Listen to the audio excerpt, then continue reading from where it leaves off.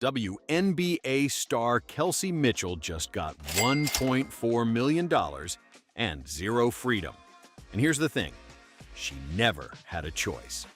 On Monday, the Indiana Fever slapped the core designation on Mitchell, the WNBA's version of the franchise tag.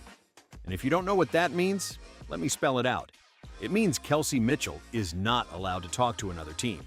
She's not allowed to negotiate with another franchise. She can't even pick up the phone. Herb Simon's front office just locked the door and pocketed the key. Now, $1.4 million sounds like a lot. That's the same supermax that Aliyah Wilson commands in Las Vegas, the four-time MVP, the most dominant player on the planet. And compared to last year, it's a fortune. Mitchell made $250,000 in 2025. That was the highest salary in the entire WNBA. So, yeah, on paper, this looks like a massive raise.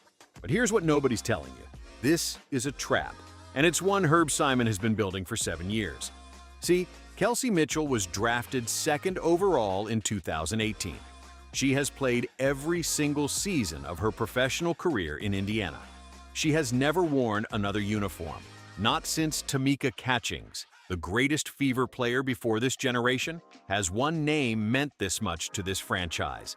And in 2025, Mitchell had the best year of her life. First team All-WNBA, 20 points a game. The emotional heartbeat of a team that came within one game of the finals without Caitlin Clark in the playoffs. And how does Herb Simon reward that loyalty? By making sure she can't leave. The core designation gives the Fever exclusive negotiating rights. That means no other team can offer Mitchell a contract. No other team can even have a conversation with her. The only team Kelsey Mitchell is allowed to do business with is the one that's been underpaying her for the last 7 years. Now, Mitchell has options. Technically, she can sign the one-year supermax at $1.4 million. She can negotiate a multi-year deal with Indiana for less per season but more security. Or she can refuse to sign and sit out. That's it. Those are her choices. Play for Simon for less money, or don't play at all. Some choice. And I want to know what you think. If you were Kelsey Mitchell right now, do you sign the 1 year for $1.4 million? Or do you refuse and force a sign and trade? Drop it in the comments. 1 year or force your way out? But here's where this gets really interesting. Because you could argue Kelsey Mitchell trapped herself. Think about it. Last offseason, Mitchell signed a 1-year deal for $250,000. She did that on purpose. She knew the new CBA was coming. She knew salaries were about to explode. So she bet on herself, took the short-term contract, planned to cash in big when the new money arrived. And the bet worked. Salaries did explode. But here's what Mitchell didn't count on. By signing that 1-year deal, she became a free agent again, which meant Simon could core her. Again. She'd already been cored in 2025. And now, because she chose the 1-year gamble instead of locking in a multi-year extension, she gave Herb Simon the opening to use the franchise tag on her a second time.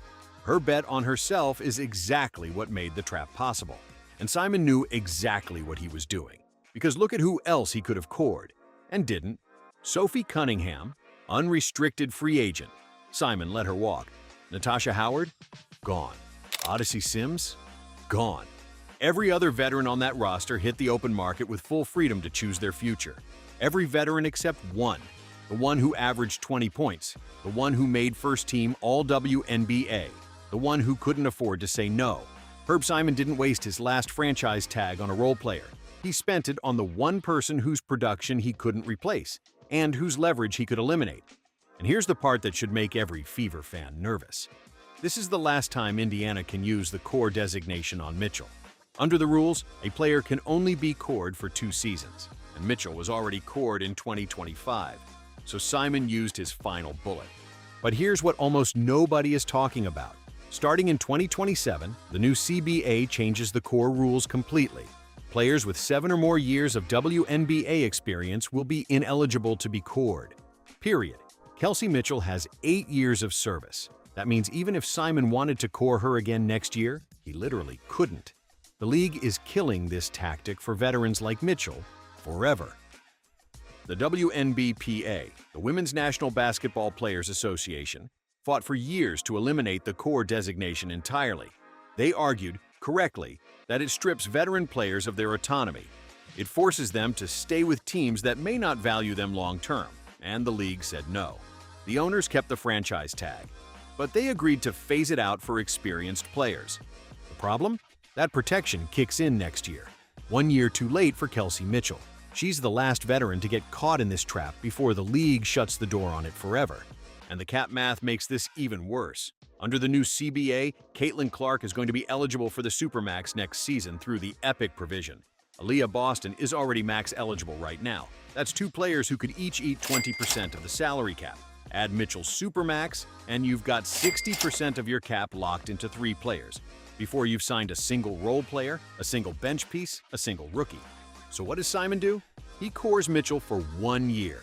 He gets her elite production at a known price. And then, after this season, she finally hits unrestricted free agency for the first time in her career, at age 29, after the Fever have already committed long-term money to Clark and Boston.